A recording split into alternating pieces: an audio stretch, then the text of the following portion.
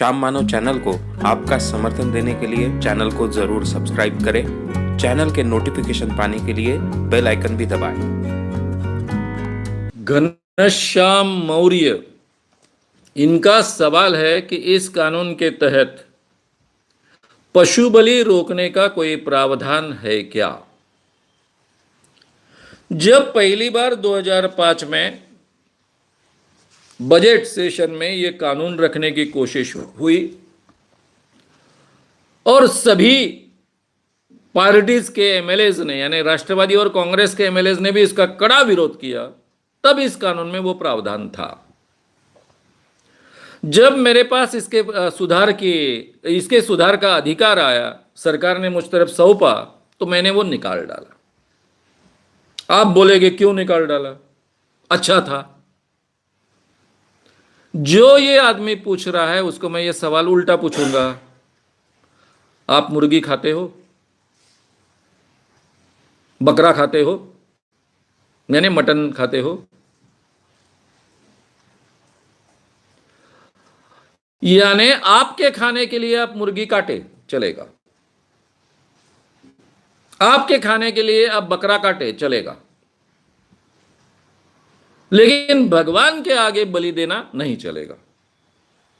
फिर भाई मंदिर में हम प्रसाद क्यों चढ़ाते, पेड़े क्यों चढ़ाते? प्रसाद भी नहीं चढ़ाना चाहिए, क्योंकि भगवान तो खाते नहीं है, इंसान ही खाते। अब मुझे बताइए कि आपके खाने के लिए आप मुर्गी काट सकते हो, बकरा काट सकते हो, और भगवान के खाने के लिए नहीं काट सकते हो। भगवान तो खुद खाते नहीं है, इंसान ही खाते हैं ना उनके नाम पर। तो ये पशु बलि के बारे में बोलने का आपको और मुझे क्या अधिकार है? ये अधिकार महाराष्ट्र की संत परंपरा को था, गाडगे महाराज को था। गाडगे महाराज ने इसके खिलाफ काम भी किया है, वे आर्गुमेंट भी करते थे। जहां कहीं बलि दिया जाता, यानी समझो मुर्गे को बलि दिया जा रहा है, तो गाडगे महाराज जाते, जो व्यक्ति बलि दे रहा है उसको पूछते, भाई ये कौन है, क्या कर रहा है तू? मैं मुर्गे का बलि दे रहा हूं। क्यों दे रहा है? क्या होता है बलि देने से? भगवान प्रसन्न होता है। यानी मुर्गे का बलि देने के बाद भगवान प्रसन्न होता है? वो बोलता था, हाँ जी प्रसन्न होता है। ये मुर्गा किसका बेटा, किसका बच्चा है? लेकरू है, मराठी में लेकर है, यानी बच्चा। वो कहता था भगवान का लेकरू है। ये किसके लिए तू कर रहा है? मेरे बच्चे के लिए। ये तेरा बच्चा किसका है? मेरा है। तू किसका है? मेरे बाप का। तेरा बाप बाप के बाप का, बाप का बाप, आखिरी में वो बोलता था भगवान का। यानी तेरा बच्चा भी भगवान का लेकरू, ये मुर्गा भी भगवान का लेकरू। तू बोल रहा है कि मुर्गा काटने के बाद में भगवान प्रसन्न होता है, यानी भगवान का लेकरू काटने के बाद में भगवान प्रसन्न होता है। तो तेरा भी तो बच्चा भगवान का लेकरू है, उसको काटना, करना भगवान को प्रसन्न। वो आदमी हिल जाता था, उसके ध्यान में आता था मैं क्या गलती कर रहा हूं। और केवल गाडगे महाराज इस ढंग से समझा रहे, इसलिए कई लोगों ने ये बलि देना छोड़ दिया। ये अधिकार उनको था, क्योंकि पूरा का पूरा वारकरी संप्रदाय ये नॉनवेज को विरोध करने वाला है, वो नॉनवेज न खाने वाला है। उनकी शपथ होती है कि मांस को हम स्पर्श नहीं करेंगे। हमारे देश में नॉनवेज अलाउड है, हम में से मैक्सिमम लोग नॉन वेजिटेरियन हैं। कम से कम हमको ये बोलने का अधिकार नहीं है। और सरकार को यह अधिकार कैसा होगा? जो सरकार बकरे काटने के लिए परमिशन देती है, मुर्गी काटने के लिए परमिशन देती है, वही सरकार भगवान के नाम पर मत काटो ऐसा कैसे कह सकती है? ये सरकार को भी अधिकार नहीं है, और इसलिए ये वहां कानून में मैंने नहीं रखा। सबसे बड़ी बात थी, मुस्लिम धर्म में कुर्बानी के बिना पत्ता नहीं हिलता। अगर आप भगवान के सामने बलि चढ़ाने के लिए कोई कानून बनाना चाहते हो, तो कुर्बानी के लिए कैसा अमल में लाओगे? पूरे देश में केवल अगर आप कुर्बानी रोकने का प्रयास करोगे तो पूरे देश में हिंदू मुस्लिम दंगल होगी और कुछ नहीं होगा।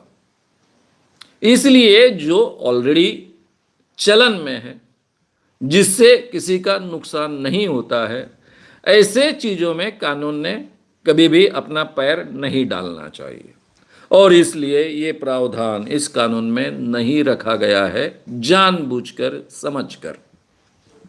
मुझे लगता है मेरी बात आप तक पहुंची है। जिनको ऐसा लगता है कि नॉन वेज बहुत गंदा है, वेजिटेरियन बहुत अच्छा है, उन्होंने वैसा प्रचार करना चाहिए, वो प्रचार करने का उनको अधिकार है, कॉन्स्टिट्यूशन ने ही अधिकार दिया है। लेकिन दूसरे नॉनवेज खाने वाले हैं, इसलिए उनको कम आंकने का अधिकार आपको किसी ने दिया नहीं है। मेरा सिंपल आर्गुमेंट है, अगर भगवान को पेड़े का प्रसाद चढ़ाया जा सकता है, लड्डू का प्रसाद चढ़ाया जा सकता है, वो अगर नॉर्मल फिनोमेना है, तो बकरे का प्रसाद और मुर्गी का प्रसाद चढ़ाने के लिए आप कैसे मनाही कर सकते हो? ये कॉन्स्टिट्यूशन के लिए ठीक नहीं है, ये कॉन्स्टिट्यूशन की अवहेलना है, ये भी हमने समझ लेना चाहिए। नेक्स्ट,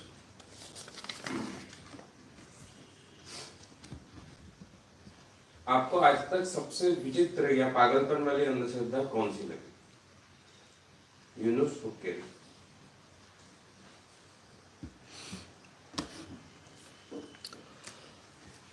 यूनुस हुक्केरी, इन्होंने सवाल पूछा है कि आपको आज तक सबसे पागलपन वाली या सबसे विचित्र अंधश्रद्धा कौन सी लगी? सच पूछे तो इस सवाल का जवाब देना बड़ा कठिन है। आपने पूछने के बाद में मैं सोचने लग गया। मेरी दिक्कत ऐसी है कि मैं खुद बहुत अंधविश्वासी था, सभी प्रकार के अंधविश्वास मुझ में थे, मैं अनपढ़ नहीं था, काफी विषयों का मुझे बहुत अच्छा ज्ञान था और इसके बावजूद मैं अंधविश्वासी था। इसलिए मेरा अंधविश्वास की तरफ देखने का नजरिया अलग है। अंधविश्वास कितना भी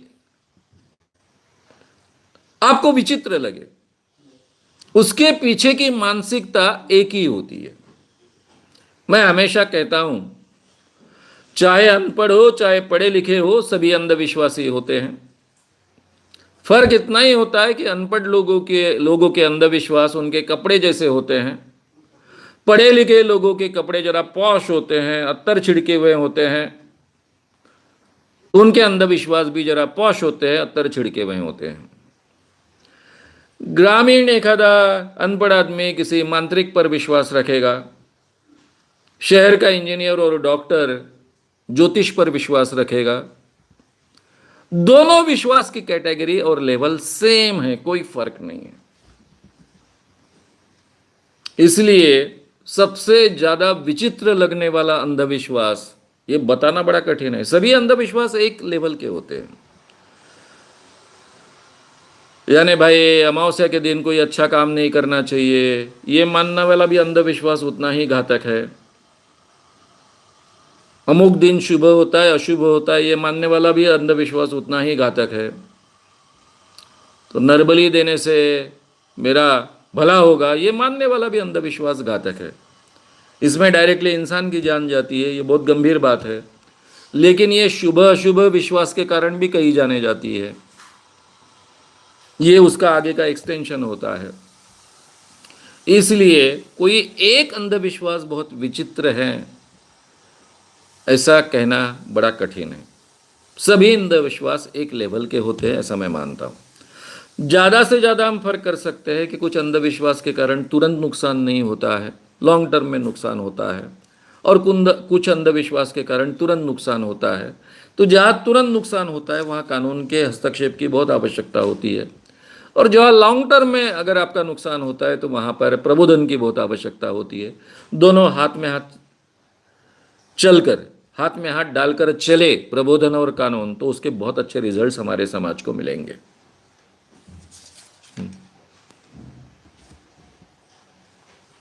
व्हाट्सएप पर जो मैसेज आते हैं कि 15 लोगों पे मैसेज फॉरवर्ड करो नहीं तो कुछ आपके साथ बुरा होगा, ऐसे व्हाट्सएप फॉरवर्ड के बारे में कोई कानून में प्रावधान है क्या? केजी नाम के चैनल में कौन सा केजी केजी नाम का चैनल सवाल पूछता है कि व्हाट्सएप पर जो मैसेज आते हैं कि ये मैसेज आपको 15 लोगों को फॉरवर्ड करना है, आपने अगर फॉरवर्ड नहीं किया तो आपका बुरा होगा, और इस व्यक्ति का ऐसा ऐसा बुरा हुआ था, उसका उदाहरण भी वहां दिया जाता है।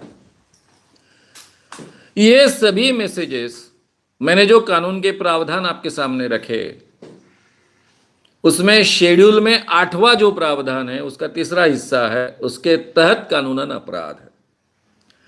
किसी भी कारणवश किसी के मन में डर निर्माण करना, आपका नुकसान होगा, ये उनको डर दिखाना, ये कानूनन अपराध है। इसलिए आप डायरेक्टली उनके खिलाफ केस दर्ज कर सकते हो। पुलिस स्टेशन आपको जाना पड़ेगा, साइबर सेल शायद आपको वो भेजेंगे, वहां पर आपको ये कानून, जिन्होंने जिन्होंने मैसेजेस फॉरवर्ड किए हैं सब पर ये लागू होगा। और कुछ टेस्ट केसेस होनी चाहिए, कुछ लोग अंदर जाने चाहिए। आप बोलेंगे कि आप क्यों नहीं करते हो, इतनी बातें होती है कि मेरा संगठन हर चीज़ व हर बात तो कर नहीं सकता है। ये काम सही माने में सरकार का है। सरकार की ये जो अधिकृत समिति है, जिसको हम जादू टोना विरोधी कायदा प्रचार प्रसार अमल बजावनी समिति कहते हैं, उसने अगर ये काम बहुत अच्छे ढंग से किया होता तो इसके बहुत अच्छे रिजल्ट्स हमको प्राप्त होते। तो आप कोशिश कीजिए, कंप्लेंट कीजिए। अगर पुलिस कंप्लेंट नहीं दाखिल करती है तो मुझसे फ़ोन पर बात कीजिए, मैं पुलिस अधिकारियों से बात करूंगा, उनको कानून समझाऊंगा। और कुछ केसेस अगर दाखिल होती है तो डेफिनेटली उसका असर सब पर होगा।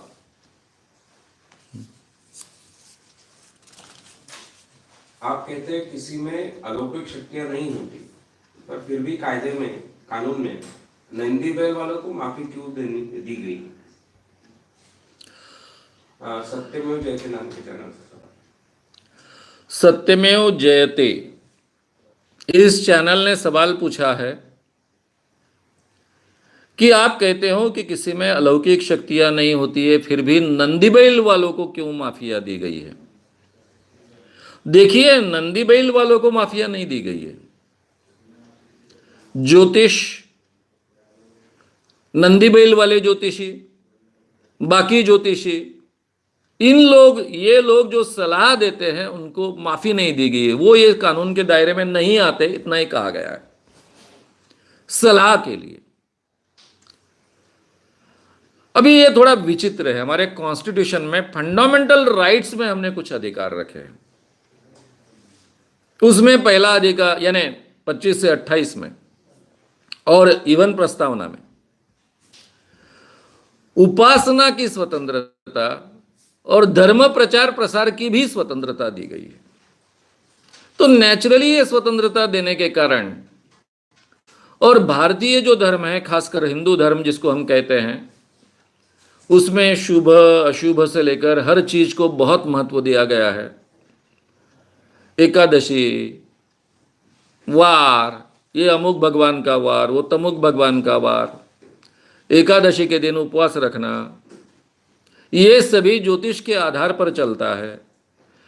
इसलिए ज्योतिष ये हिंदू धर्म का हिस्सा है, ऐसा कहा जा सकता है। और इसलिए बहुत काफी अड़चने थी। मुझे इस चीज का बहुत अच्छा भान था कि एक भी कानून का छोटा सा भी हिस्सा अगर कॉन्स्टिट्यूशन को लांघने वाला होता तो ये पूरा का पूरा कानून रद्द होता। इतनी बड़ी मुश्किल से, इतनी मेहनत से, हजारों लोगों की ताकत से ये कानून बन रहा है, तो इसमें कोई ऐसी बात नहीं होनी चाहिए कि जिसके कारण ये पूरा का पूरा कानून ही रद्द हो जाए। अभी देखिए ना, ये कानून के खिलाफ इतनी लड़ाई करने वाले लोग, इतने बड़े बड़े संगठन, 13 को ये कानून लागू हुआ, अभी कम से कम 6 साल हो रहे हैं। ये 6 साल में कोई भी हाई कोर्ट में या सुप्रीम कोर्ट में इस कानून के खिलाफ नहीं गया, जा ही नहीं सकता, इसकी कोई गुंजाइश ही नहीं है। अगर थोड़ी भी गुंजाइश होती तो ये हाई कोर्ट में जाते, सुप्रीम कोर्ट में जाते और पूरी तरह से ये कानून को रद्द करवा लेते। इसलिए ये ध्यान में रखने के कारण ऐसा कोई प्रावधान उसमें किया नहीं जा सकता था। नंदी बैल वाले को इसको माफ नहीं किया है, नंदी बैल वाले के भविष्य को इसमें माफ किया गया है। भविष्य सही होता है क्या? नहीं।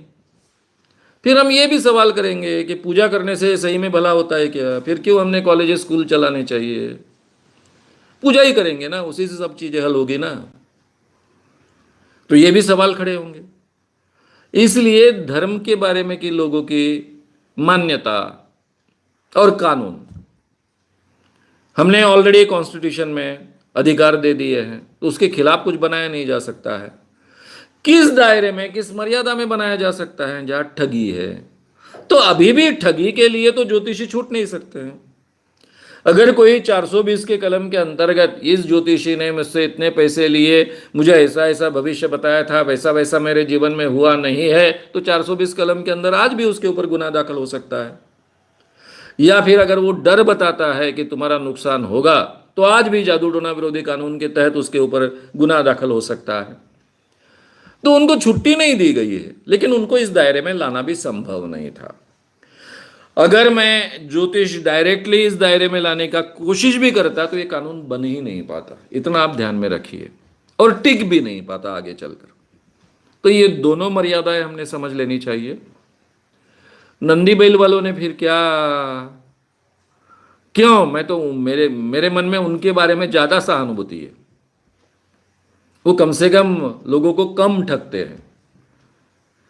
मैं मुंबई में, अपना दिल्ली में टीवी के प्रोग्राम्स में गया था, ज्योतिषियों के साथ में प्रोग्राम हुआ, 2 बार गया था। एक एक ज्योतिष की कमाई क्या थी, मैंने जब उनको 25 लाख रुपए का मेरा आह्वान बताया तो हंसने लग गए। फिर प्राइवेट में बात करते हुए वो बोले, मानव साहब क्यों अपना समय बर्बाद कर रहे हो, आप भी हमारे साथ आ जाइए, आप तो ज्योतिष को जानते हो। आप बोले हमको 25 लाख रुपए का प्राइस का आह्वान देते हो, हमारी एक दिन की कमाई उससे ज्यादा है। ये सभी स्टार ज्योतिषी जिनके प्रोग्राम्स टीवी पर चलते हैं, हमारे एक एक अपॉइंटमेंट के हमको कितने मिलते हैं आपको पता है क्या? तो मेरी आंखें खुली की खुली रह गई थी। इतने बड़े ठग ज्योतिषी जिस देश में है, वहां वो नंदी बैल वाले के बारे में क्यों हम इतना सोचे? इनका कुछ हम बिगाड़ नहीं सकते, मैं केवल बोल सकता हूं ज्योतिष सच नहीं है, इसमें कोई साइंस नहीं है, ये कभी सच नहीं होता है, उसमें 1% तथ्य नहीं है। ये पूरे भारत में चिल्लाकर बोलने वाला शायद मैं अकेला हूं, जाहिर तरीके से मैं बोलता हूं। इतना ही मेरे हाथ में है लोगों का प्रबोधन करना। कानूनन ये अपराध नहीं तय किया जा सकता है, मर्यादा है, हमारे कॉन्स्टिट्यूशन की भी मर्यादा है, ये हमने ध्यान में रखना चाहिए। नंदी बैल वालों को ठगने के लिए माफ नहीं किया गया है, लेकिन भविष्य बताने के लिए डेफिनेटली माफ किया गया है, जैसे ज्योतिष को भविष्य बताने के लिए माफ किया गया है, लेकिन लोगों को डराने के लिए माफ नहीं किया गया है। आगे मैजिक शो में जादूगर जो करता है वो क्या होता है? मंत्र तंत्र द्वारा सिद्धि प्राप्त होती है या वो कला है? और काली जादू, सफेद जादू, ऐसा सच में कुछ होता है क्या?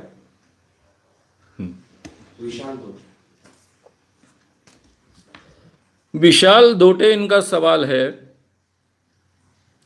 कि ये मैजिशियंस लोग जो करके बताते हैं,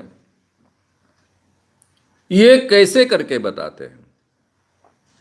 क्या वो कोई मंत्र तंत्र का कारण, सिद्धि के कारण वो कर पाते हैं? और फिर ये काली विद्या, सफेद विद्या नाम की कोई चीज होती है क्या? काली जादू, सफेद जादू। मैं उल्टी शुरुआत करता हूं।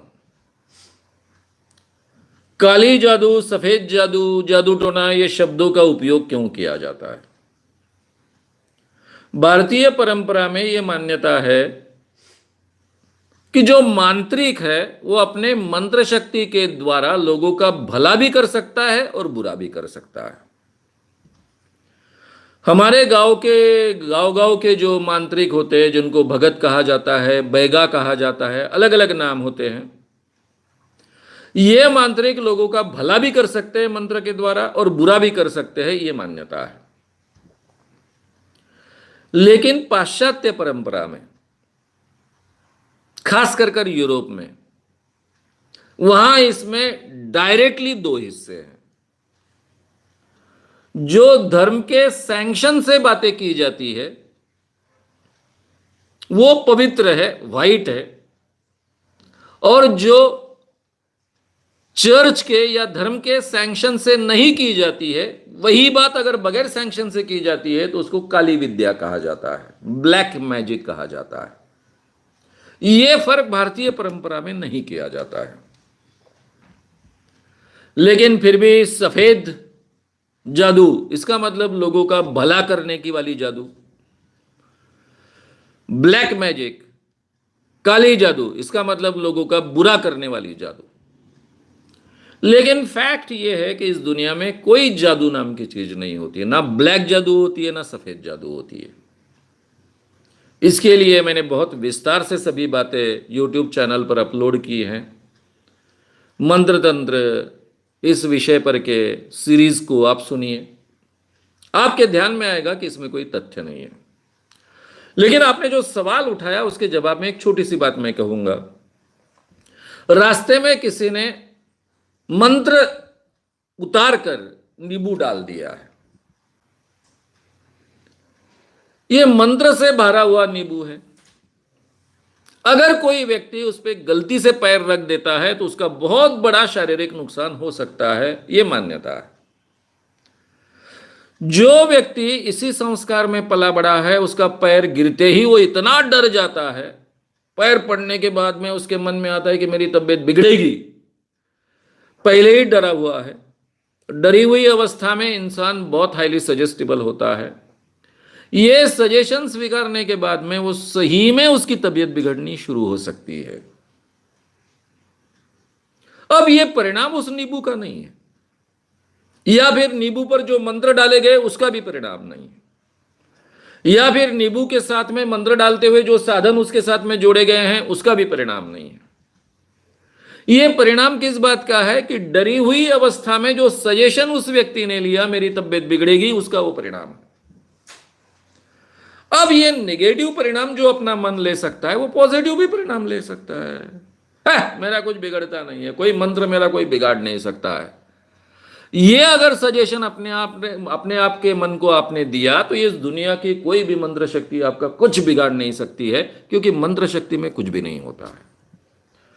कल्पना कीजिए कि मैं एक ऐसा व्यक्ति कि घर के बाहर पड़ते वक्त पैर में चप्पल न पहनते हुए बाहर पड़ने की मेरी कभी हिम्मत नहीं थी, क्योंकि मुझे हमेशा डर लगता था मेरे पैरों के नीचे की किसी ने मिट्टी ले ली और इस मिट्टी की अगर कोई एक आधी डॉल बनाए, गुड़िया बनाए, उस गुड़िया की अगर मुंडी तोड़ी गई तो मेरी भी मुंडी टूट जाएगी। यह डर मुझे हमेशा लगता था। इसको जारण मारण प्रक्रिया कहते हैं। वही लड़का जब ये आंदोलन चलाने लग गया, गांव में व्याख्यान के लिए आता है, कुछ दिन पहले व्याख्यान डिक्लेयर होता है, पूरे गांव के मांत्रिक गांव छोड़कर भाग निकलते हैं। वही व्यक्ति जो डरता था उसका नाम सुनकर मांत्रिक भागते हैं। यह सिचुएशन आगे चलकर क्रिएट हुई। कल्पना कीजिए, छोड़ दीजिए मुझे, मैं बहुत हिम्मत वाला हूं, ऐसा बोलकर आप बोलेंगे कि नहीं आपको नहीं लागू होता। लेकिन मेरे हजारों कार्यकर्ता है जो गांव गांव काम करते, सभी मेरे इतने तो निडर और हिम्मत वाले नहीं होंगे। अगर मंत्र शक्ति में अगर कोई दम होता तो गए 38 सालों से हम पूरे महाराष्ट्र और आसपास के प्रांतों में काम कर रहे हैं, कोई भी मांत्रिक हमारे कार्यकर्ता को मंत्र से मार डालता। यह तो संभव नहीं है। हमको मारना है तो आपको फिर बंदूक की गोलियों का ही उपयोग करना पड़ेगा, मंत्र से नहीं मार सकते, क्योंकि मंत्र में कुछ दम नहीं होता है। तो ये तो पहला पार्ट हो गया। अब रहा जादूगर, मैजिशियंस क्या है। मैजिशियंस क्लब का मैं सदस्य रहा हूं। साउथ इंडिया में एक जो मैजिशियन का क्लब है उसका शुरुआत में मैं सदस्य बना, क्योंकि सभी मैजिक ट्रिक्स मुझे समझने थे। और मैजिशियन लोगों का एक नियम होता है कि वो सबको ट्रिक्स नहीं बताते, ओपन नहीं करते। जिनको वो सिखाएंगे उन्होंने ये शर्त अमल में लानी होती है, ये ट्रिक्स मैजिशियन के अलावा और किसी को नहीं बताएंगे। लेकिन इसी मैजिशियन क्लब का एक नियम था कि लोगों के अंधविश्वास ना बढ़े, इसलिए कम से कम एक ट्रिक आप लोगों के सामने ओपन कर दीजिए। इसलिए हर बड़ा जादूगर, चाहे पीसी सरकार हो, जूनियर पीसी सरकार हो, हर बड़ा जादूगर अपने पूरे प्रोग्राम में एक ट्रिक आपको एक्सपोज कर कर बताता है। नहीं बताता तो उसके साथ आप जाकर झगड़ सकते हो, उनका नियम है। इसलिए बताता है कि लोगों के ध्यान में आए कि बाकी भी सब चीजें ट्रिक्स है। तो ये इंटेलिजेंट ट्रिक्स होती है, हाथ की सफाई होती है, साधन में कुछ ट्रिक्स का उपयोग किया हुआ होता है। अब ये सभी ट्रिक्स मुझे बहुत अच्छे ढंग से समझ लेनी पड़ी, मैंने समझने तक ही इसका उपयोग किया है, क्योंकि मैं चमत्कार के क्षेत्र में काम कर रहा हूं। वहां ट्रिक्स का उपयोग होता है। कौन से चमत्कार में किस ढंग से किया जा सकता है, ये अगर मुझे मालूम होगा तो मैं एक्सपोज कर पाऊंगा। और इसीलिए मेरे जीवन में आज तक 38 साल हो गए, एक भी बार मुझे मेरे सामने कोई ठगा नहीं पाया, मेरे सामने कोई चमत्कार कर कर नहीं बता पाया, क्योंकि मैं पहले से जानता हूं कि ये क्या चीज होती है। मेरे जीवन में केवल एक ही चमत्कार के बारे में मुझे कुछ दिन तक अटक के रहना पड़ा, वो यानी जैन मंदिर में ऊपर में छत्र हिलता था, वो चमत्कार कोई साइंटिस्ट भी नहीं बता पा रहा था। फिर टाटा इंस्टीट्यूट का जो साइंस का विभाग है, TIFR जिसको कहते हैं, तब जैन नारलिकर जी भी वहीं थे, वहां के शर्मा नाम के एक साइंटिस्ट ने मुझे उसका जवाब दिया था। वो एक छोड़ा तो बाकी सभी चमत्कार साइंस से जुड़े हुए कम रहते हैं, ट्रिक्स से जुड़े हुए ज्यादा रहते हैं। तो ये सभी मैजिशियंस ट्रिक्स करते हैं, हाथ की सफाई करते हैं, ये कला होती है। ये जादू टोना मंत्र तंत्र कुछ नहीं होता है, इतना आप ध्यान में रखिए। ये लोग दावा भी नहीं करते। अगर कोई जादूगर ऐसा दावा करता है तो उसको आड़े हाथों लो, आपको आड़े हाथों लेने का पूरा अधिकार है। और उनके लिए अपना 25 लाख रुपए का प्राइज भी है। अगर उनका कहना है कि ब्लैक मैजिक होता है, ब्लैक मैजिक के जरिए कोई चमत्कार होता है, ये ट्रिक्स नहीं है, तो उनके लिए भी अपना 25 लाख रुपए का प्राइज है। तो मित्रों, जादूगर लोगों को ठगते नहीं है, वो अपने कला का प्रदर्शन करते हैं और आपसे फीस लेते हैं। बाबा लोग उन्हीं जादू के प्रयोगों का उपयोग करते हैं और लोगों को ठगते हैं। मैं आपने जो सवाल पूछा है उस संदर्भ में एक सुंदर उदाहरण दूंगा। जूनियर पीसी सरकार का यह उदाहरण है। आप तो जानते हो कि अपने देश में सरकार बहुत बड़े जादूगर थे। मैं कलकत्ता वाले सरकार की बात कर रहा हूं। उनका बेटा जूनियर पीसी सरकार वर्ल्ड नोन जादूगर है। 1982 में जेंटलमैन नाम का एक वीकली निकलता था, उसमें जूनियर पीसी सरकार की एक मुलाकात छपकर आई। बाद में कुछ सालों बाद जब उनका मुंबई में प्रोग्राम था, तब मैंने खुद जाकर वो मुलाकात ली और वो फिर उनके सभी जो बातें उन्होंने कही थी उस मुलाकात में, वो मैंने कंफर्म भी की। उनके साथ में अच्छी मेरी मित्रता भी हो गई, बातचीत भी हो गई। उस जेंटलमैन में क्या छप के आया था पीसी सरकार का इंटरव्यू,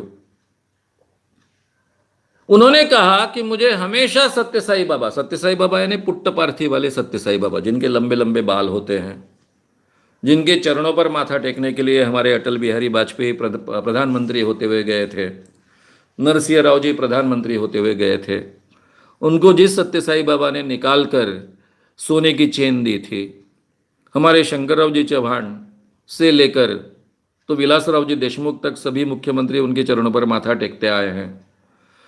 और हमारे साइंटिस्ट राष्ट्रपति अब्दुल जी कलाम भी राष्ट्रपति बनने के बाद पहला काम करते सत्य साई बाबा का दर्शन लेने के लिए हमारे एयरफोर्स का एरोप्लेन लेकर जाते हैं। वे सत्य साई बाबा की मैं बात कर रहा हूं। ये पुट्टपार्थी के सत्य साई बाबा के बारे में बहुत कुछ पीसी सरकार ने सुना था, जूनियर पीसी सरकार ने। अब पीसी सरकार दिखने को बहुत हैंडसम है, गोरे एकदम चिट्टे हैं। वो एक बहुत बड़े हीरे व्यापारी का भेष बदलकर वहां पर गए। एक बड़ी सी इंपोर्टेड कार, अमीर आदमी है, पूरे दुनिया में बहुत मशहूर जादूगर है, वे वहां पर मस्त गए। उन्होंने ऐसा आभास निर्माण किया एंट्री से लेकर कि मैं एक बहुत बड़ा हीरे व्यापारी हूं, अफ्रीका में रहता हूं, मेरे पास बहुत पैसा है और मैं कई धार्मिक कामों के लिए पैसा देना चाहता हूं। कोई व्यापारी आया, इंपोर्टेड कार लेकर आया, तो नेचुरली उनको एक बहुत अच्छे रेस्ट हाउस में जो पुट्टपार्थी के एरिया में होता है वहाँ या वहाँ रुकने की व्यवस्था की गई संस्था की ओर से, यानी बाबा की संस्थान की ओर से। उनके पास में जो पड़ोसी था, वो पड़ोसी सब जानकारी निकाल रहा है। इनको मालूम है कि ये सब जानकारी बाबा तक पहुंचेगी। ये सब जानकारी बराबर बाबा तक पहुंच गई। उनको जल्दी से बाबा की, सत्य साई बाबा की अपॉइंटमेंट मिल गई। ये सत्य साई बाबा से मिलने गए, दोनों की बातचीत चली। सत्य साई बाबा ने शुरुआत की जैसे कुछ उनको अंतर्ज्ञान से पता है, मैं जानता हूं आप अफ्रीका में बहुत बड़े व्यापारी हो, आपने बहुत पैसा हीरो के क्षेत्र में कमाया है, लेकिन आपकी कुछ दिक्कतें हैं, आप अपने जीवन में बहुत निराश हो और इसलिए कोई धार्मिक बड़ा काम करना चाहते हो। बहुत अच्छी बात है, आपका स्वागत है, हमारे ऐसे ऐसे काम चलते रहते हैं, उसके लिए आप योगदान दे सकते हो, डोनेशन दे सकते हो। और ऐसा बोलकर सत्य साई बाबा ने हाथ घुमाया और उनको रसगुल्ला, सूखा हुआ रसगुल्ला दे दिया। जूनियर पीसी सरकार ने वो रसगुल्ला हाथ में लिया, देखा और बोले, I don't like rasgulla, I like संदेश, सो यू ऑल्सो टेक संदेश। ऐसा बोलकर उन्होंने हाथ घुमाया और संदेश निकालकर सत्य साई बाबा के हाथ में रख दिया। ये खुद जूनियर पीसी सरकार कह रहे हैं, जेंटलमैन में चप के आया। जैसे ही सत्य साई बाबा के हाथ में इन्होंने संदेश रखा, आजू बाजू के जो सत्य साई बाबा के भक्त थे, उनमें कुछ गुंडे भी होते हैं, वो एकदम से दौड़ के आ गए। क्या बाबा की परीक्षा ले रहे हो, क्या ऐसा कर रहे हो क्या? वैसे हाँ बोले, मैं बाबा की परीक्षा लेने के लिए आया हूं, आपके लिए ये बाबा होगा, मेरे लिए मेरे बाप का स्टूडेंट है, ये मेरे बाप के यहां ये सब ट्रिक सीखने के लिए आया था। मैं जूनियर पीसी सरकार हूं, सीनियर पीसी सरकार का बेटा हूं, आप क्या मुझे बता रहे हो? सब डर गए एकदम, जूनियर पीसी सरकार का नाम सुनते, कुछ कर नहीं सकते थे। डायरेक्टली बोल रहा है कि मेरे बाप के पास सीखा है ये सब ट्रिक्स। और फिर वो वहां से वापस आ गए, फिर उन्होंने इंटरव्यू दिया जो जेंटलमैन में छप के आया। और फिर 4-5-6 साल बाद कभी तो भी मैं 86 या 87 में उनसे मुंबई में जब प्रोग्राम था उनका, तब मिला, तब उनका मैंने इंटरव्यू लिया, ये पुरानी बातें भी कंफर्म की। तो एक जादूगर और एक बाबा, दोनों का रिलेशन इसमें से आपके ध्यान में आएगा कि वही सामान्य ट्रिक्स के आधार पर सत्य साई बाबा इतना बड़ा बाबा बनकर बैठा है कि पूरे देश के राष्ट्रपति से लेकर प्रधानमंत्री तक उनके पैरों पर माथा टेकते हैं। और वहाँ जूनियर पीसी सरकार पुणे दुनिया में एक बहुत बड़ा जादूगर कर अपने आप को एस्टेब्लिश करता है। तो मुझे लगता है कि आपके सवाल का जवाब बहुत अच्छे ढंग से आप तक पहुंचा होगा। नेक्स्ट, गवर्नमेंट ऑफिसेस में कई बार देवी देवताओं के फोटो लगे होते हैं और उनकी पूजा भी की जाती है, तो ये कहाँ तक योग्य है और ये इसके खिलाफ कोई कानून है क्या? और अगर कानून है तो उस पर कार्रवाई क्यों नहीं हो?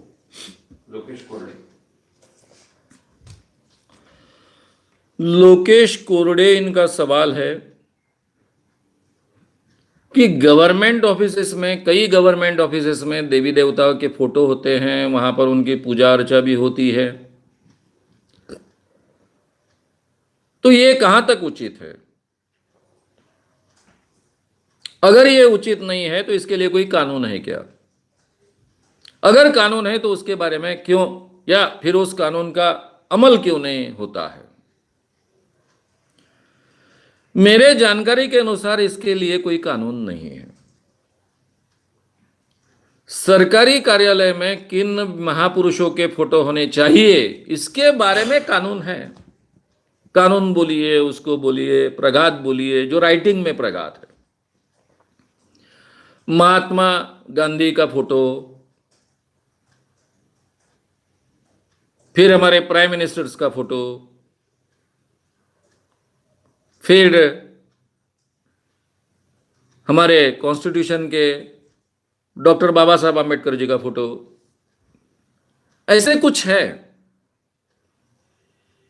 लेकिन कार्यालय में कौन से फोटो नहीं होने चाहिए, देवी देवता के होने चाहिए, नहीं होने चाहिए, इसके बारे में कोई स्पष्ट आदेश नहीं है। हमारी जो कॉन्स्टिट्यूशन है उसमें सरकार धर्मनिरपेक्ष है, सेक्युलर है, गवर्नमेंट सेक्युलर है। इसलिए कोई भी सरकारी कार्यालय में या फिर सरकारी डोनेशन में चलने वाली जो भी संस्थाएं होगी, चाहे हमारे स्कूल से, कॉलेजेस से, जो सरकारी डोनेशन लेकर चलते हैं, वहां पर कोई भी फोटो नहीं होने चाहिए। ये कॉन्स्टिट्यूशन का मतलब निकलता है। लेकिन हमारे देश में सभी लोग ये करते हैं। कानून बनाए तो कौन बनाए? महाराष्ट्र में एक सरकारी अधिकारी ने ऐसा एक जीआर निकालने का प्रयास हुआ था। उन्होंने ऐसा जीआर निकाला, पेपर में वो छप के आया, इतना हो हल्ला हुआ कि बेचारे को तो जीआर तो वापस लेना ही पड़ा, लेकिन उसके बहुत हाल हो गए। ये तो महाराष्ट्र जैसे पुरोगामी, जिसको प्रोग्रेसिव प्रांत कहा जाता है, स्टेट कहा जाता है, उसकी स्थिति है। पंडित जवाहरलाल नेहरू जी, मैं हमेशा कहता हूं कि हमारे पहले प्राइम मिनिस्टर, उन्होंने इन चीजों को बिल्कुल बढ़ावा नहीं दिया। सरकारी तंत्र में, पॉलिटिक्स में बिल्कुल कोई धार्मिक उपचार न आए, ये उन्होंने देखा। लेकिन उसके बाद वातावरण बदलते गया। इंदिरा गांधी खुद बड़े पैमाने पर धार्मिक विधि करने लग गई और फिर वो नीचे तक पहुंच गया। आज तो हर सरकारी ऑफिस में, पुलिस स्टेशन में धार्मिक कार्यक्रम होते हैं। अब वहां तो हर जाति के, हर धर्म के लोग होते हैं। अगर आप सरकारी तंत्र में, पुलिस स्टेशन जैसे जगह पर, सरकारी जगह पर अगर कोई धार्मिक कार्यक्रम करते हो एक विशिष्ट धर्म के, तो बाकी धर्म के लोगों को क्या लगता होगा, ये कभी हम सोचते नहीं हैं। हालांकि हमारे धार्मिक सभी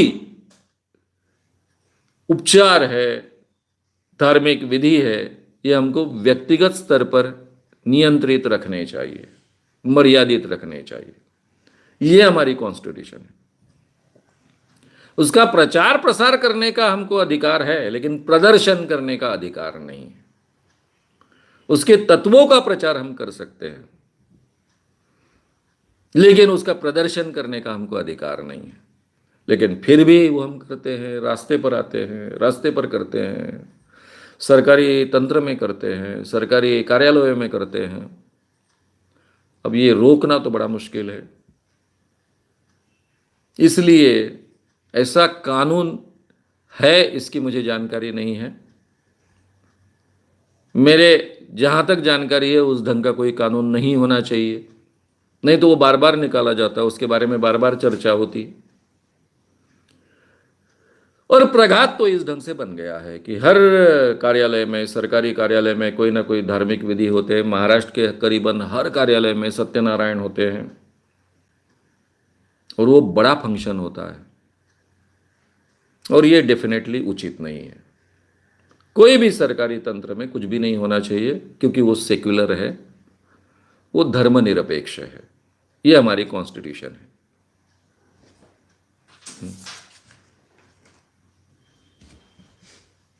भारत में जादू टोना, बाबागिरी, अंधश्रद्धा ये बढ़ने के पीछे सबसे बड़ा कारण क्या है? धर्म, वर्ण व्यवस्था या पैसा?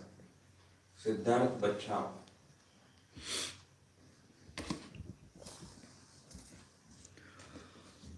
सिद्धार्थ बच्छाव इनका सवाल है कि भारत में ये जादू टोना, बाबागिरी वगैरह ये सब चीजें बढ़ने के पीछे कारण क्या है। इस देश का धर्म, चातुर्वर्ण व्यवस्था या पैसा?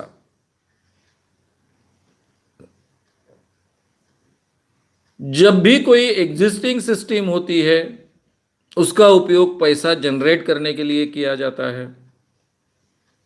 जो भी एग्जिस्टिंग सिस्टम होती है उसका जो फायदा उठा सकता है वो फायदा उठाता है। जैसे हमारे देश की चातुर्वर्ण व्यवस्था है, उसमें पंडित व्यवस्था है, पुजारी व्यवस्था है।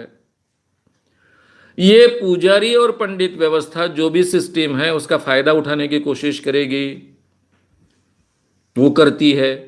इसलिए हमको दिखता है कि चातुर्वर्ण व्यवस्था के कारण ये सब चीजें चल रही है।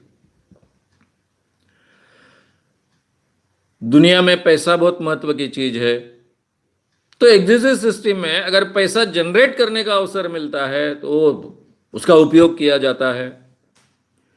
इसलिए हमारे धर्म के आधार पर बड़े पैमाने पर पैसा जनरेट किया जाता है, वो पैदा किया जाता है, उसका उपयोग किया जाता है। बाबाओं के पास में अथाह संपत्ति होती है, मंदिरों के पास भी अथाह संपत्ति होती है, लेकिन ये इसका मूल कारण नहीं है। पैसा जनरेट करने के तरीके ढूंढे जाते हैं क्योंकि वो पॉसिबल है। पॉसिबल क्यों है? क्योंकि लोग अंधविश्वासी हैं। पुजारी लोग या फिर पंडित लोग चातुर्वर्ण के कारण लोगों को इस ढंग से ठग क्यों पाते हैं? क्योंकि लोग अंधविश्वासी। लोग जादू टोना के कारण प्रभावित क्यों होते हैं? क्योंकि अंधविश्वासी है। बाबाओं के शोषण के शिकार क्यों बनते हैं? क्योंकि अंधविश्वासी है। तो आपको यह दिखेगा कि इन सब के पीछे अंधविश्वास ये मूल कारण है। यानी जो भी जादू टोना की समस्या है, बाबाओं की समस्या है, मंदिर या धर्म के नाम पर जो ठगी होती है वो समस्या है, ये सभी समस्याएं अंधविश्वास के आधार पर टिकी हुई है। और अंधविश्वास किस आधार पर खड़े हैं? आप पर और मुझ पर होने वाले बचपन से जो संस्कार होते हैं उसके आधार पर खड़े हैं। बचपन से घर घर में ये संस्कार होते हैं, समाज के द्वारा संस्कार होते हैं, धार्मिक जो भी उपक्रम होते हैं उसके द्वारा भी ये संस्कार होते हैं, और ये अंधविश्वास दिन ब दिन बढ़ते रहते हैं। हमारे देश को जब स्वतंत्रता प्राप्त हुई 1947 में,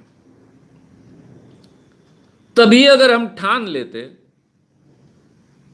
हमारे एजुकेशन में बचपन से ये अंधविश्वासी संस्कार दूर करे, इस ढंग से हम वैज्ञानिक दृष्टिकोण हमारे एजुकेशन का हिस्सा बना देते, हर बच्चा वैज्ञानिक दृष्टिकोण प्राप्त करता, साइंटिफिक टेम्पर सीखता और अपने जीवन का हिस्सा बनाता, तो शायद पुरानी पीढ़ियां अंधविश्वासी बची रही थी। लेकिन नई पीढ़ियां 20 साल बाद, यानी 47 के बाद 25 साल बाद मान लो 72, 73 के बाद की पीढ़ियां, ये पूरी तरह से एक साइंटिफिक पीढ़ियां पैदा हो सकती थी। कम से कम पढ़े लिखे लोग तो पैदा हो सकते थे, क्योंकि माँ बाप को बदलना तो बड़ा मुश्किल है, घर के संस्कार बदलना मुश्किल है, लेकिन स्कूलों के जरिए तो ये संस्कार बदले जा सकते थे। लेकिन हमने वो नहीं किया, आज भी नहीं कर रहे। मेरे खुद के जीवन का अनुभव ऐसा है कि साइंस सीखने वाले ज्यादा अंधविश्वासी होते हैं। आपको शॉक लगेगा मेरी बात सुनकर। मेरे गए 38 सालों का अनुभव मुझसे कहता है कि साइंस सीखने वाले लोग ज्यादा अंधविश्वासी होते हैं, क्योंकि उनको तार्किक बुद्धि का उपयोग करना ही नहीं सिखाया जाता है। हमारे यहां के साइंस के स्टूडेंट ये बाबाओं के चेले होते हैं। कहने का मतलब ऐसा कि जो साइंस पूरे लॉजिक पर खड़ा है, वो लॉजिक ही उपयोग में नहीं लाते साइंस के स्टूडेंट। उनको क्लास में सिखाने वाले शिक्षक भी बाबा के भक्त होते हैं, वो साइंस की किताब रट कर आते हैं, रटी हुई किताब क्लास में पढ़ाते हैं। ये जो पढ़ते हैं वो रटते हैं और एग्जाम में लिखते हैं। तो इसलिए चाहे साइंस का कोई भी स्टूडेंट हो, प्योर साइंस का स्टूडेंट हो, इंजीनियरिंग का स्टूडेंट हो, मेडिकल का स्टूडेंट हो, उसके अंधविश्वास कायम रहते हैं, उसका साइंटिफिक टेम्पर से कोई संबंध नहीं होता। जो विषय ही साइंस के कारण डेवलप हुए हैं, साइंटिफिक टेम्पर उसका अविभाज्य हिस्सा है, इनएविटेबल हिस्सा है। वो साइंटिफिक टेम्पर किसी साइंस सीखने वाले व्यक्ति के मन में नहीं प्रवेश कर पाता है। ये हमारे देश की स्थिति है। इतना एजुकेशन हमारा बुरा है। थोड़ा बहुत लॉजिक आर्ट्स फैकल्टी में लोग सीखते हैं, उनको अगर अच्छे प्राध्यापक मिले, थोड़ा दिमाग चलाने वाले मिले, वो भी अपना दिमाग चलाए, तो वो थोड़ा सा लॉजिकली थिंक करना शुरू करते हैं। लॉजिकल थिंकिंग और साइंस की स्टडी, इसका मैंने संबंध कभी देखा ही नहीं। तो कैसे इस देश में बदलाव होगा? कैसे अंधविश्वास दूर होगा? ये जो इलॉजिकल थिंकिंग है, ये हमारे अंधविश्वासों का आधार है। ये इलॉजिकल थिंकिंग हमको बचपन से संस्कारों से सिखाया जाता है। उल्टा सिखाया जाता है कि लॉजिकल थिंकिंग ज्यादा मत करो, ज्यादा सोचोगे तो अपना नुकसान कर लोगे। हमारे बड़ों ने कहा है वो अमल में लाओ। हमारे पूर्वज बहुत महान थे, उन्होंने जब कहा वो अंतिम है। यानी इतना सीखेंगे, कंप्यूटर का उपयोग करेंगे, हाथ में मोबाइल रखेंगे, लेकिन सोच अंधविश्वासी रखेंगे, पुरानी रखेंगे। इसलिए आपको ये सभी प्रॉब्लम्स दिख रहे हैं। अगर आदमी वैज्ञानिक दृष्टिकोण स्वीकारे, लॉजिकल थिंकिंग अपने जीवन का हिस्सा बनाए, तो कोई अंधविश्वास उसको जकड़ नहीं सकते।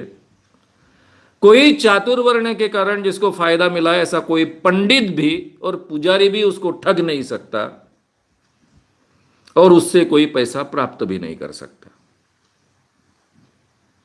तो लॉजिकल थिंकिंग, साइंटिफिक टेम्पर हमारे जीवन का हिस्सा बनना चाहिए।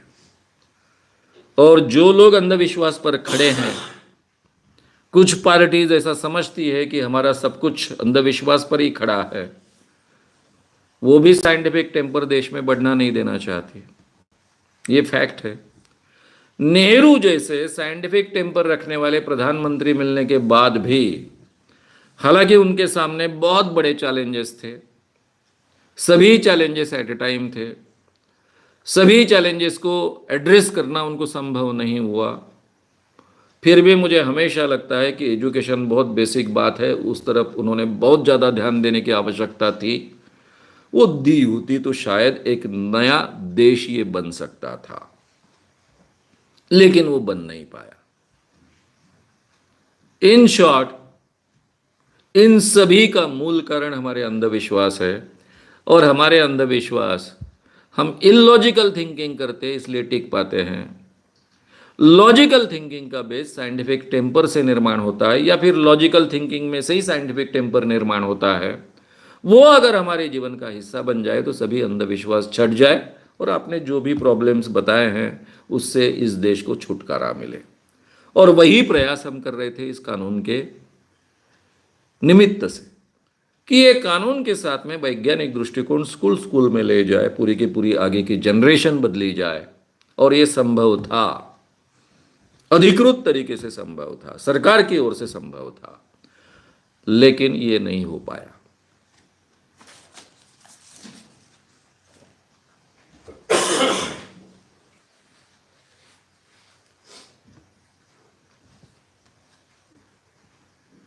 कुछ लोग पेड़ पर तंत्र मंत्र करते हैं, तब उस पेड़ से सफेद पानी निकलने लगता है, इसे पगर लगना भी कहते हैं। ये क्या प्रकार है? आपण घेतलाय नाही आधी, काही केमिकल्स टाकतात वगैरे त्यात सगळं. मग तो ठेव वाटल्यास रिसर्च करतात, यांना विचार, धोटे कोणते केमिकल्स टाकतात ते बरोबर सांगतील, आणि मग घे. चंद्रयान 2 जब छोड़ा गया तब इसरो में पूजा केली असे सारे न्यूज थे, इसके बारे में आप क्या कहेंगे? घेतलं ना आपण तो प्रश्न घेतलाय ना, क्यों? केव्हा तरी घेतलाय तो. अभी जब चंद्रयान 2 छोड़ा गया तब फिर से पूजा वगैरह हुई. काय तो प्रश्न घेत ऑलरेडी घेतलाय तो.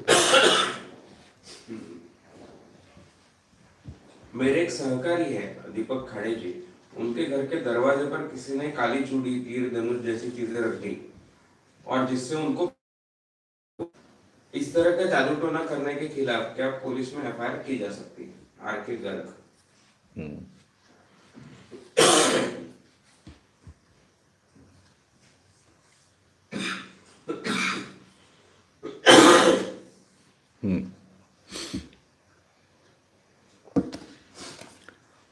आर.के. गर्ग इनका सवाल है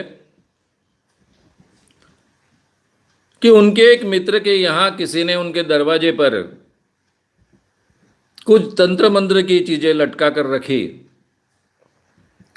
और उस कारण उनको बहुत डर मन में पैदा हुआ और वो बीमार पड़ गए.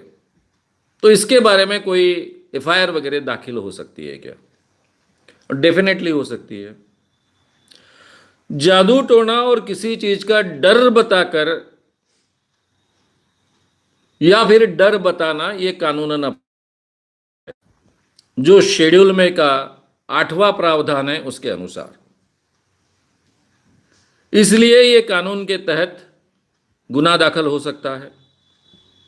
पुलिस के पास जाना चाहिए, उनको ये कानून समझाना चाहिए और उस कानून के तहत एफआईआर दाखिल करना चाहिए. आपको अगर डेफिनेटली मालूम है कि किसने ये चीज़ें दरवाजे पर लटकाई है तो उस व्यक्ति का नाम भी उसमें दर्ज करना चाहिए और पुलिस को एक्शन लेनी होगी. और ये बात अगर सिद्ध हो गई कि उसने ऐसा कृत्य किया है तो उसको 6 माह कम से कम जेल में जाना होगा. हालांकि इस ढंग से कोई जादू टोना तो कर नहीं सकता है, लेकिन आम इंसान जो जादू टोना पर विश्वास रखता है उसके मन में डर बैठाना, डर पैदा करना, उसको डराना, ये भी अपने कानून ने अपराध तय किया है. इसलिए डर निर्माण करने के कारण ये कानून उसको लागू होगा. आगे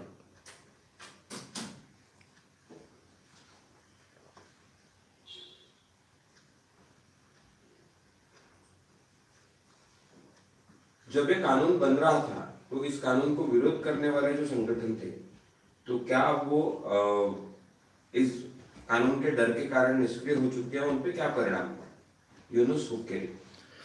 यूनुस हुक्केरी इन्होंने सवाल पूछा है कि जो लोग इस कानून के खिलाफ थे, इस कानून के खिलाफ आंदोलन कर रहे थे, वो सभी संगठन क्या ये कानून बनने के बाद में क्यों चुप बैठे? कानून के डर के कारण चुप बैठे? नहीं, दिक्कत ऐसी हो गई कि ये कानून बनने की प्रक्रिया में उन्होंने जिन जिन लोगों को भड़का कर रखा था उनमें महाराष्ट्र में सबसे बड़ा सपोर्ट उनको था वो शिवसेना का था और दूसरा भाजपा का था. नितिन गडकरी मेरे बहुत अच्छे मित्र हैं. वे हमेशा कहते हैं कि मैंने जब एक बार वचन दिया तो मैं अपना वचन कभी तोड़ता नहीं. उन्होंने 2005 में पहली बार इस कानून का समर्थन किया. तब मुझे वचन दिया था कि ये कानून के पीछे हम पूरी तरह से खड़े रहेंगे. वो भाजपा के अध्यक्ष थे महाराष्ट्र के. आगे चलकर विधान परिषद में उन्होंने इस कानून के खिलाफ बोला. मुझे एकदम से शॉक लगा. वो खुद कहते हैं कि मैंने एक बार वचन देने के बाद कभी तोड़ता नहीं हूं. प्राइवेट में उन्होंने मुझसे कहा कि मुझ पर इतना दबाव था कि मेरे सामने 2 ही चॉइस थे, इस कानून के खिलाफ खड़ा होना या फिर अध्यक्ष पद छोड़ना. अध्यक्ष पद छोड़ने से तो तुम्हें कोई फायदा नहीं था, यानी मुझे कोई फायदा नहीं था या कानून को कोई फायदा मिलने वाला नहीं था. इतना उन पर दबाव बढ़ा दिया था. ये जो सनातन संस्था के लोग हैं उन लोगों ने बाकी सभी हिंदू संगठन को बहुत भड़काया था. मेरे काम को सही मायने में देखा जाए तो मैंने नागपुर से काम शुरू किया है। नागपुर ये आरएसएस का मुख्य केंद्र है। मैंने तरुण भारत में काम किया है। मेरे अंधविश्वास के काम के खिलाफ कई कंप्लेंट्स आरएसएस के प्रमुख तब बाला साहब देवरस थे, उन तक गई। उन्होंने हर बार यह स्टांस लिया कि हमारे घर में हमको सांप चाहिए क्या? अगर मेहमान के लट से अगर वो सांप मारा जाता है तो हमको चाहिए, उस काम में मैं हस्तक्षेप नहीं करना चाहता हूं। यानी कभी भी जाहिर तरीके से आरएसएस ने मेरे काम के खिलाफ कोई स्टेटमेंट नहीं दिया था। लेकिन जब सुदर्शन थे कांग्रेस के आरएसएस के प्रमुख, तो उन्होंने इस कानून के खिलाफ 2 बार स्टेटमेंट दिए। यहां तक लोगों को भड़का कर रखा था, आरएसएस के लोगों को भी भड़का कर रखा था, शिवसेना के लोगों को भड़का कर रखा था। और शिवसेना के जो दिवाकर जी राव थे, जो अभी भी कैबिनेट मंत्री है, उन्होंने क्या किया मैंने तो जाहिर तरीके से कल के व्याख्यान में कहा ही है आपके सामने। यह बात अलग है कि जब मेरी उद्धव जी ठाकरे जी से मुलाकात हो गई और मैंने कहा कि यह कानून इतने सालों तक अटक कर रहा, उसमें शिवसेना का विरोध ये भी कारण है, तो एकदम से कहने लगे मैंने तो कभी विरोध नहीं किया, शिवसेना ने कभी विरोध नहीं किया। मैंने कहा किया विरोध शिवसेना ने, और इसीलिए कानून अटका है। शिवसेना ने बीजेपी को यहां तक धमकी दी थी कि अगर तुम इस कानून का विरोध नहीं करेंगे तो हम तुम्हारा साथ छोड़ देंगे। उद्धव जी ठाकरे जी ने मेरे सामने फिर से रिपीट किया, मैंने ऐसा कभी नहीं कहा। तब मैंने कहा कि आप नितिन गडकरी जी को अभी फोन लगाइए और उनसे पूछिए। यानी उद्धव जी ठाकरे जी को पता न होते हुए बाकी शिवसेना के लोगों ने यह सब काम किया है, इसका यह मतलब है। क्या हो गया कि मैं जब उद्धव जी से मिला, उद्धव जी को कन्विंस कर पाया। यह सभी संगठनों का सबसे बड़ा आधार था शिवसेना। और उद्धव जी एक बार कन्विंस होने के बाद में शिवसेना में अंतिम निर्णय उद्धव जी का होता है। पहले बाला साहब जी का रहता था, अब उद्धव जी का है। तो इसलिए शिवसेना नॉन प्लस हो गई। शिवसेना का सपोर्ट जाहिर तरीके से तो उन लोगों को दे नहीं सकते थे, वो प्राप्त नहीं कर सकते थे। यानी आखिरी तक उद्धव जी ठाकरे जी की ये इच्छा थी कि ये सर्वसम्मति से ये कानून बने। मुझे उन्होंने मैसेज भी भेजा था सुभाष जी देसाई की ओर से कि क्या थोड़ा बहुत एडजस्टमेंट करना है वो कर लो, बाकी लोगों को जो भी चिल्ला रहे हैं उनका थोड़ा सा एडजस्टमेंट कर लो, लेकिन ये कानून सर्वसम्मति से बनना चाहिए। और इसीलिए ये जो एक्सक्लूजन आया है कि इन लोगों को ये कानून लागू नहीं होता, ऐसा स्पष्टीकरण उस कानून में रखा है, वो उसी कारण रखा है। तो ये सभी जो शिवसेना के लोग हैं, फिर भाजपा में बाद में देवेंद्र फडणवीस भाजपा के अध्यक्ष थे, वे भी कन्विंस हो गए, वे भी कानून के पीछे खड़े हो गए। तो इसलिए इन लोगों ने जिन लोगों को भड़का कर रखा था, फिर वो जो पूरे वारकरी संप्रदाय के लोग थे, सदानंद जी मोरे आगे आए, उन्होंने सबको समझाना शुरू किया। उद्धव जी ठाकरे जी ने सबको समझाना शुरू किया। खुद सामाजिक न्याय मंत्री शिवाजीराव मोघे जी, ये भी वारकरी संप्रदाय के लोगों के साथ में संपर्क में थे। ये सबका एक सम्मिलित परिणाम ऐसा हुआ कि ये जो झूठ बोल रहे हैं, इनका झूठ उजागर हो गया कि कानून में ऐसी कोई बात है नहीं, इसलिए उनका सपोर्ट चला गया। लेकिन बाद में इनके सपोर्ट पर जो सरकार आई, ऐसा माना जाता है, उनको लगता है कि हमारे सपोर्ट के आधार पर सरकार आई। ये नई सरकार बीजेपी सरकार आई। मुझे ऐसा लगता है, मुझे इसकी पूरी जानकारी नहीं है क्योंकि इंटरनल बातें तो सब पता नहीं चलती है। मैं देवेंद्र फडणवीस जी को एक प्रामाणिक व्यक्ति समझता हूं। मैं उनके पिताजी का अच्छा मित्र रहा हूं। हमारे उमेश बाबू चौबे और गंगाधर जी फडणवीस एक स्कूटर पर नागपुर में घूमकर काम करते थे, इतनी अच्छी मित्रता थी। वो मुख्यमंत्री बनने के बाद में हम दोनों उनसे मिलने गए। उन्होंने भी अपने घर का पूजा का समय हमारे लिए निकाल कर रखा, और तब बहुत ही अच्छे ढंग से हमसे बात करते हुए वे बोले कि नहीं, मेरा पूरा सपोर्ट इस काम को रहेगा। तब मैंने उनको ये भी बताया कि मैं इस कमेटी का अध्यक्ष हूँ, सह अध्यक्ष हूँ, कैबिनेट मंत्री इसके अध्यक्ष होते हैं। ऑलरेडी अजित पवार जी ने 14.5 करोड़ रुपए सैंक्शन किए थे, उसमें से 1 करोड़ रुपए हमने यानी डे टू डे वर्किंग में से लेकर खर्च भी करने शुरू कर दिए हैं, बाकी के पैसे आपको देना है। तब उन्होंने बहुत ही मन में किंतु परंतु न रखते हुए ये काम अपने को करना है, बहुत अच्छे ढंग से करना है, ऐसा ही कहा था। और तब वो झूठ बोल रहे थे ऐसा मुझे भी नहीं लगा और हमारे बाबूजी को भी नहीं लगा। वो प्रामाणिकता से कह रहे थे कि हमको ये काम करना है, उत्तम तरीके से काम करना है। वे हमको जानते थे, मेरा काम जानते थे, कितने प्रामाणिकता से हम काम करते ये भी उनको पता था। इसलिए मुझे कोई संदेह नहीं लगा, इसीलिए मैंने 2-2.5 साल वहां खर्च किए।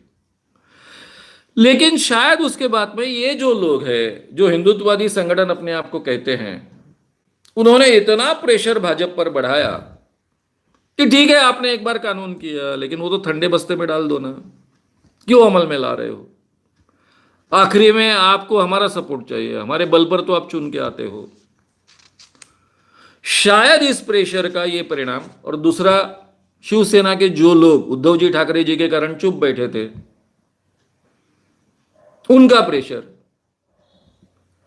ये दोनों के प्रेशर के कारण ये सरकार ने निर्णय लिया कि इस कानून के प्रचार प्रसार को भी बढ़ावा नहीं देना और कानून को भी बहुत अच्छे ढंग से अमल में लाने की कोशिश नहीं करना। यानी वो जाहिर तरीके से कानून तो रोक नहीं पाए, कानून बन गया। अब एक बार बनने के बाद में ये कानून को रद्द करना, ये भी पुरोगामी महाराष्ट्र कहलाने वाले, प्रोग्रेसिव महाराष्ट्र कहलाने वाले स्टेट में संभव नहीं है। और इसलिए उन्होंने बीच का रास्ता शायद निकाला इन बाबाओं को खुश करने के लिए,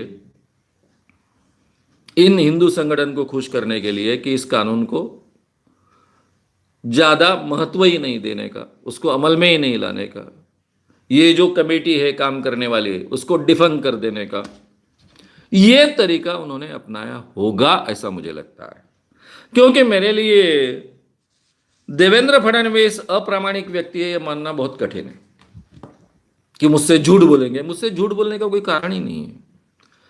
मैं और बाबूजी हम सामाजिक क्षेत्र के लोग हैं, हमसे झूठ बोलकर उनको कोई फायदा नहीं, पॉलिटिकल फायदा नहीं। वो हमारे मुंह पर कह सकते थे कि भाई आप तो जानते हो मैं भाजपा का मुख्यमंत्री हूँ, मेरी कुछ मर्यादाएं हैं, मैं कुछ कर पाऊंगा नहीं कर पाऊंगा, किंतु परंतु की बात करते। लेकिन ऐसा नहीं कहा, ये काम अपने को करना ही है, अच्छा काम है, बिल्कुल मेरा सपोर्ट मिलेगा, पूरी तरह से सपोर्ट मिलेगा। इतना ही नहीं, ऊपर से मुझसे कहा कि अर्थमंत्री तुम्हारे मित्र है, सुधीर मुनगंटीवार जी से मिलो, उनको कहो कि 10 करोड़ रुपए चाहिए इस काम के लिए, उनकी भी परमिशन ले लो आप। यहां तक बात हुई थी। तो ये संगठन चुप बैठे हैं ऐसा नहीं है, उनकी सरकार आई है ऐसा उनको लगता है, तो उन्होंने उसका जितना पॉसिबल है उतना उपयोग करवा लिया होगा ऐसा मैं मानता हूं। यानी मेरे जो अनुभव आ रहे हैं उसके आधार पर मैं निष्कर्ष निकाल सकता हूं। अब बड़े पैमाने पर तो चिल्ला नहीं सकते क्योंकि उनके झूठ तो खुल गए हैं। पूजा करेंगे तो जेल में जाएंगे, वारी करेंगे तो जेल में जाएंगे, घर में सत्यनारायण की पूजा करेंगे तो जेल में डालेंगे, हम घर में प्रार्थना करेंगे तो जेल में डालेंगे, जैन साधुओं को जेल में डालेंगे। ये सब जो झूठ इन हिंदू संगठनों ने फैलाया था, जो कभी कानून में था ही नहीं, या फिर राजू दीक्षित जैसे व्यक्तियों ने फैलाया था, वो झूठ बाहर आने के बाद में उनको बोलने के लिए कोई जगह बची नहीं।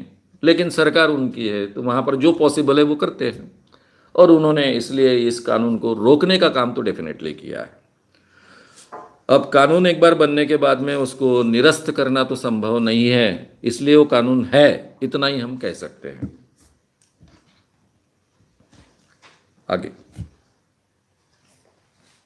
कई राज्यों में शगुन लेने की प्रथा होती है कि लोग ईश्वर से, भगवान से शगुन लेते हैं, तो इसके पीछे क्या सोच? कॉल लगाना में जैसे बोलते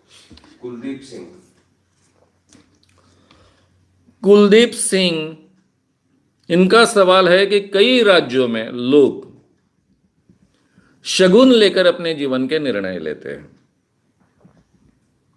भगवान के सामने शगुन लगाते हैं। इसका मतलब कौल लगाते हैं, महाराष्ट्र में इसको कौल लगाना कहते हैं, कौल लावणे कहते हैं। अभी जैसे कोकण वगैरह एरिया है, वहां पर तो भगवान का कौल लेकर ही हर काम किया जाता है।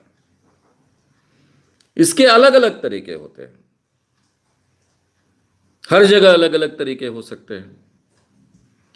कहीं फूल चिपकाएंगे मंदिरों के पीछे या मंदिरों के कहीं विशिष्ट जगह पर। अगर वो फूल चिपक के रह गया तो भगवान ने हाँ कहा, नहीं चिपक के रह गया तो भगवान ने नहीं कहा, या फिर उल्टा, जैसी भी वहां की मान्यता होगी वहां की मान्यता। कई जगह पैसा चिपकाते हैं, यानी पैसा यानी कॉइन, कॉइन चिपकाते हैं मेटल का। अगर वो रह गया तो हाँ, नीचे गिर गया तो ना। इस ढंग के अलग अलग कौल लगाने के प्रकार चलते रहते हैं मंदिरों में। एक कौल का प्रकार मैं बड़े पैमाने पर मैंने एक्सपोज किया और हर जगह करके बताता हूं, मेरे प्रोग्राम्स में भी मैंने कर कर बताया है। जैसे कि एक लकड़ी होती है, उसमें एक कपड़े के अंदर वो लपेटी जाती है। वो खोलने के बाद में अगर लकड़ी बाहर आ गई तो हाँ कहा देवी ने, अगर लकड़ी अंदर रह गई तो देवी ने ना कहा। यह अलग ढंग के शगुन लगाने की परंपरा रही है। उस जमाने में भगवान हमको निर्णय देते हैं, यह मान्य था। इस कारण कई लोगों की जाने भी गई है। यानी विच हंटिंग जो होता था, इस व्यक्ति ने करनी की कि नहीं की, इसके लिए भी शगुन लगाया जाता था। किसने करनी की, इसलिए भी शगुन लगाया जाता था और उसमें मारा भी जाता था लोगों को। अब इसमें भगवान तो कुछ करते नहीं है। आप इस फूल को कैसे लगा रहे हैं, उसमें कितना वैक्यूम बचा है, या फिर वैक्यूम क्रिएट हुआ है पूरी तरह से वैक्यूम क्रिएट होगा वो फूल के चिपकाने की प्रोसेस में, या फिर पैसा चिपकाने की प्रोसेस में, तो पैसा जल्दी गिरेगा नहीं, फूल जल्दी गिरेगा नहीं। अगर हवा रह गई तो जल्दी गिरेगा। ये इतनी सिंपल बात है। ये कौल लगाने के सभी इसमें कुछ टेक्निक का हिस्सा होता था, और जो कौल लगाने वाला व्यक्ति होता था वो उसका फायदा भी उठा सकता था। उसको अगर वो ये मालूम है, अक्सर मालूम रहता होगा, इतने दिनों तक वही काम कर रहा है तो उसके ध्यान में आता होगा, वो उसका फायदा भी उठाता होगा। ये हमारे अंधविश्वास के कारण होता है। ये अंधविश्वास के कारण हजारों सालों से लोग मरते आए हैं, मारा गया उनको बड़े पैमाने पर। यूरोप का विच हंटिंग तो बहुत प्रसिद्ध बात है। पूरे गांव के सामने उसको विच डिक्लेयर कर कर मारा जाता था, फांसी लगाई जाती थी, जलाया जाता था जिंदा। हमारे देश में आज भी ये होता है। तो ये कौल लगाना ये केवल अंधविश्वास है। गाड़गे महाराज इस विषय पर बहुत सुंदर बोलते थे। एक आदमी जो कभी स्कूल में नहीं गया, जिसको हम अनपढ़ ऐसा कह सकते थे, वो कितना सुंदर आर्ग्यूमेंट करता है ये आप समझ लीजिए।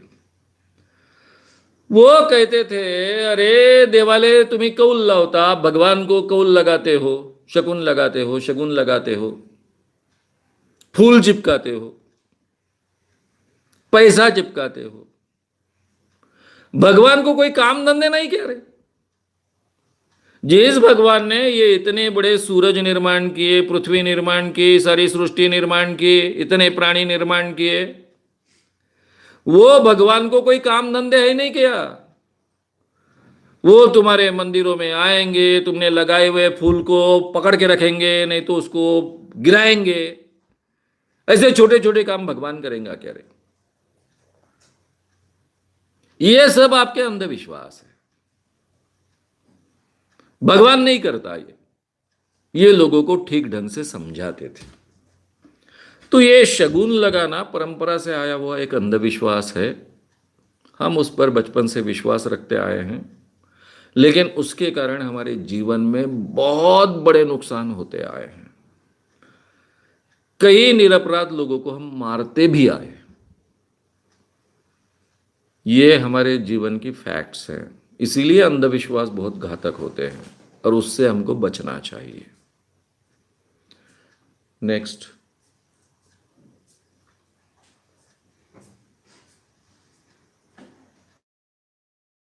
में 5 उपवास करती है और उसके कारण कमजोर हो गई है, अंधविश्वास है ये समझाने पर भी नहीं मानती, उसको लगता है कि उसके उपवास के कारण मेरी नौकरी लगी है। ऐसे में उसे कैसे समझाया जाए? चेतन दावेदार। चेतन दावेदार, इनका सवाल ऐसा है कि मेरी माँ हफ्ते में 5 दिन उपवास करती है, उसके कारण वो बहुत वीक हो गई है। उसको बार बार समझाया तो भी वो उपवास छोड़ती नहीं है और इस कारण वो बहुत वीक हो गई है। तो क्या करे, उसको कैसे समझाए? आपका सवाल बड़ा कठिन सवाल है। मैं पूरे देश को बुद्धि प्रामाण्यवाद सिखाता हूं,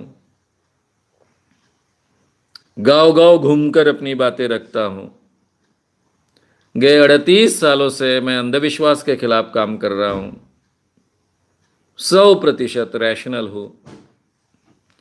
लेकिन मेरी माँ सभी प्रकार के अंधविश्वास मानती है, पूजा अर्चा रोज करती है, उपवास भी करती है, इस उम्र में भी।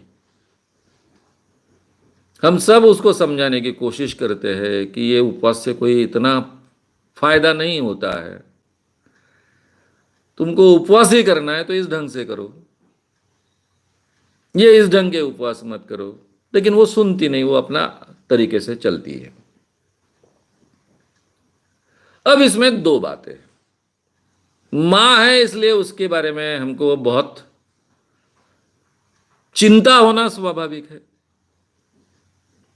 लेकिन ये उसका अधिकार है, ये भी हमने मानना चाहिए।